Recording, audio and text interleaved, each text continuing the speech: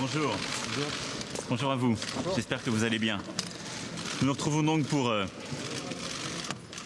un sommet important après ces élections européennes du week-end dernier qui nous ont, je crois, envoyé plusieurs messages clairs.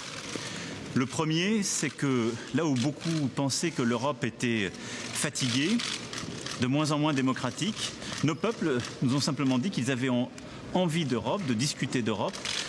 Nous avons eu au niveau européen un taux de participation qui n'avait pas été obtenu depuis 25 ans et en France depuis 1984. Et donc il y a eu une participation qui nous oblige toutes et tous. Ensuite, nous sommes face à une vraie recomposition et une nouvelle étape de l'aventure européenne. Pour la première fois depuis que le Parlement européen existe, il n'y a pas de majorité avec deux partis. Et donc il y a la nécessité de construire autre chose, un nouveau projet qui soit à l'image de ce que le peuple européen a choisi. Et à cet égard, la nouvelle force centrale de progrès que nous sommes en train de bâtir aura évidemment un rôle, une responsabilité importante. Dans ce contexte-là, je souhaite qu'aujourd'hui nous puissions aussi nous concentrer sur le fond, c'est-à-dire le cœur du projet que nous voulons conduire en Europe sur les 5 prochaines années. Le premier projet, c'est de répondre à l'urgence climatique. C'est un message très fort de ces élections en France, mais partout en Europe. Nous devons bâtir avec ceux qui portent cette vision et pour nos peuples une réponse très claire au niveau européen sur l'enjeu climatique.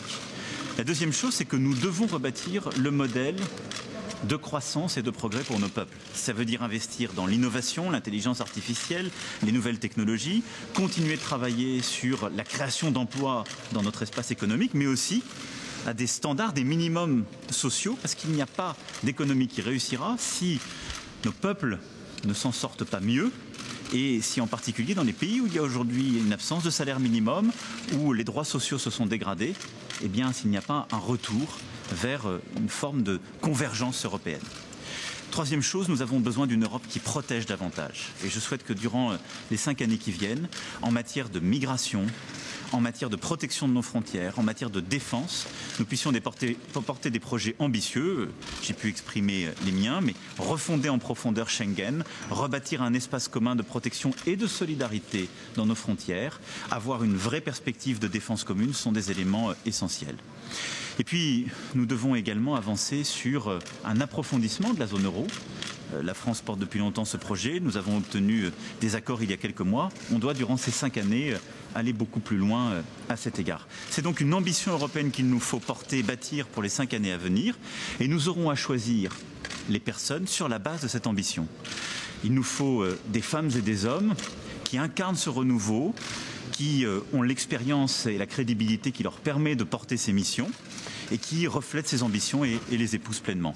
Voilà ce sur quoi doivent porter à mes yeux notre discussion d'aujourd'hui. Et quels sont les critères justement pour ces hommes et ces femmes qui incarneront le projet? Eh bien, qu'ils puissent d'abord se retrouver dans ce projet et que les différentes sensibilités philosophiques, politiques s'y retrouvent et portent des candidats qui y soient éligibles, qu'eux-mêmes incarnent ces ambitions et qu'ils aient l'expérience pour le faire, puisque ce sont des responsabilités éminentes au niveau européen qui supposent d'avoir des expériences soit dans son pays, soit déjà en Europe, qui permettent d'avoir la crédibilité et le savoir-faire. Il y a des Pardon ? Il m'appartient. Je ne veux pas aujourd'hui qu'on parle de noms ou qu'on se rue sur les noms.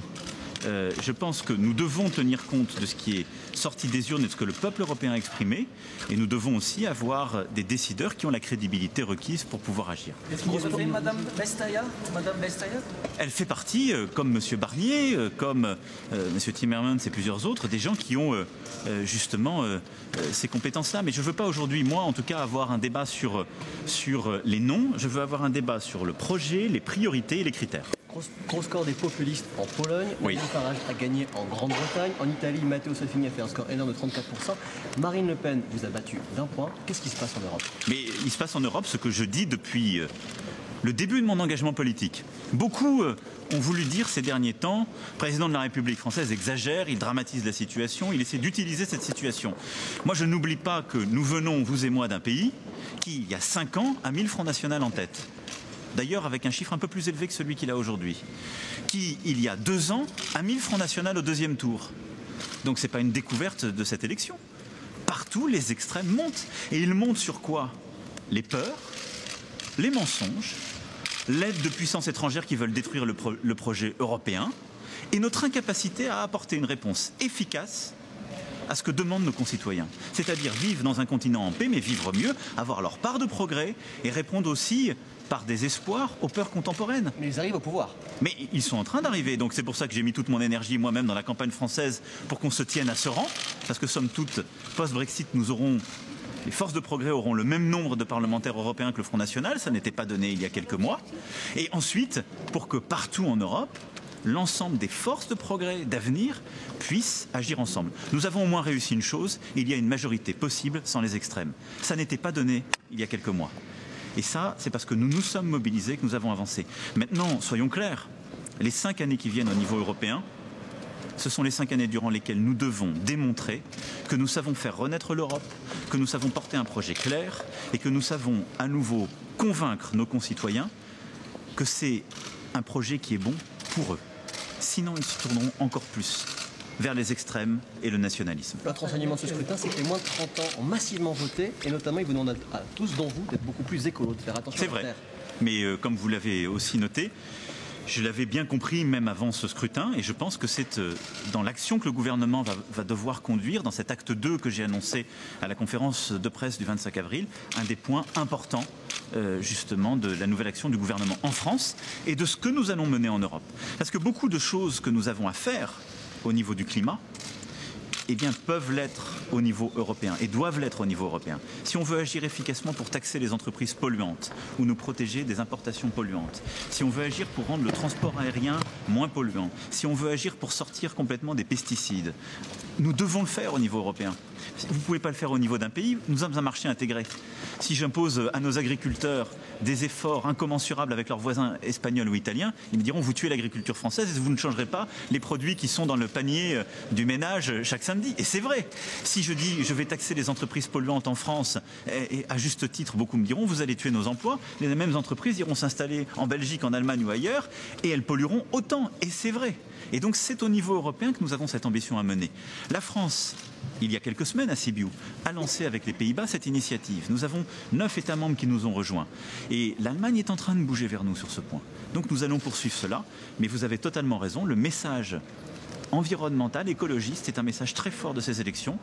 Et je le prends dans le cadre de ma responsabilité pour l'action que nous avons à conduire à la fois en France et en Europe. Qu'est-ce que vous avez dit lors de votre déjeuner? Qu'est-ce que vous avez évoqué? Le fond, les projets et l'avancée. Moi, je considère que mon rôle, c'est, sur la base de ce que je viens de vous dire, de rassembler.